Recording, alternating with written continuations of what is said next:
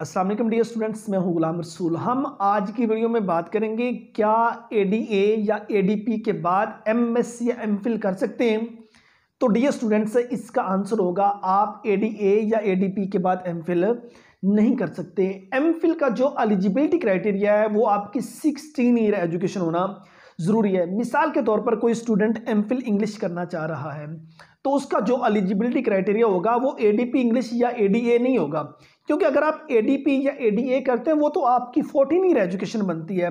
MPhil के लिए आपकी 16 ईयर एजुकेशन होना ज़रूरी है। मतलब आप एमफिल में अप्लाई करना चाहते हैं तो आपकी 16 साल जो तालीम है वो होनी ज़रूरी है। मिसाल के तौर पर आप एमफिल इंग्लिश करना चाह रहे हैं तो उसका जो एलिजिबिलिटी क्राइटेरिया होगा, अगर आपने बीएस इंग्लिश 4 इयर्स, अगर आपकी 16 ईयर एजुकेशन जो सी आपने बीएस ऑनर इंग्लिश में किया हुआ है तो आप एमफिल इंग्लिश के लिए एलिजिबल हैं।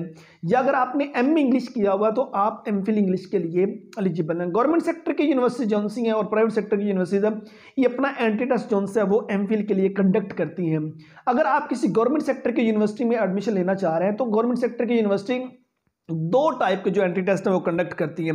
एक इनका होता है डियर स्टूडेंट्स, जो इनका एंट्री टेस्ट ये अपना लेते हैं उनमें ये जो होता है जिसमें 50 नंबर का इंग्लिश का होता है ये पोर्शन ऐड करते हैं, ठीक है।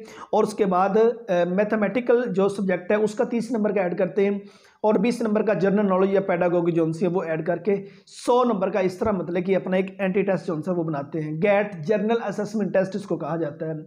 ये इसमें 50 नंबर आपके लेने जरूरी है। उसके बाद आपका सब्जेक्ट टेस्ट होता है। सब्जेक्ट टेस्ट क्लियर करने के बाद फिर मेरिट लिस्ट लगेगी, आपका नाम अगर मेरिट लिस्ट में आता है देन ओके। एक ये, और बात गवर्नमेंट सेक्टर की यूनिवर्सिटी ये काम करती हैं वो एक 100 नंबर का जो टेस्ट है वो आपसे ले लेती हैं, ठीक है। उसमें सब्जेक्ट टेस्ट भी होता है, इंग्लिश का भी कोई बेसिक पोर्शन ऐड कर लिया जाता है। उसमें 50 नंबर लेने आपको जरूरी होते हैं। अगर आप वो 50 नंबर ले जाते हैं तो आप डियर स्टूडेंट्स आसानी से कल को मतलब एमफिल के लिए एलिजिबल होते हैं। तो ADA associate degree in arts या आप एडीपी के बाद एमफिल के लिए या एमएस के लिए एलिजिबल बिल्कुल भी नहीं है। उसके लिए 16 ईयर एजुकेशन आपकी होना जरूरी है। एंट्री टेस्ट आपने क्लियर करना जरूरी होता है गवर्नमेंट सेक्टर के लिए, और प्राइवेट सेक्टर की यूनिवर्सिटीज भी अपना एंट्री टेस्ट जो है वो कंडक्ट करती हैं। सो ये हमारी आज की वीडियो थी जिसमें हमने बात की एमफिल के एलिजिबिलिटी क्राइटेरिया पर। उम्मीद करता हूं कि आज की वीडियो आप स्टूडेंट को अच्छी लगी होगी। नेक्स्ट वीडियो में मिलते हैं। अपना बहुत सारा ख्याल रखिएगा। फी अमानिल्लाह।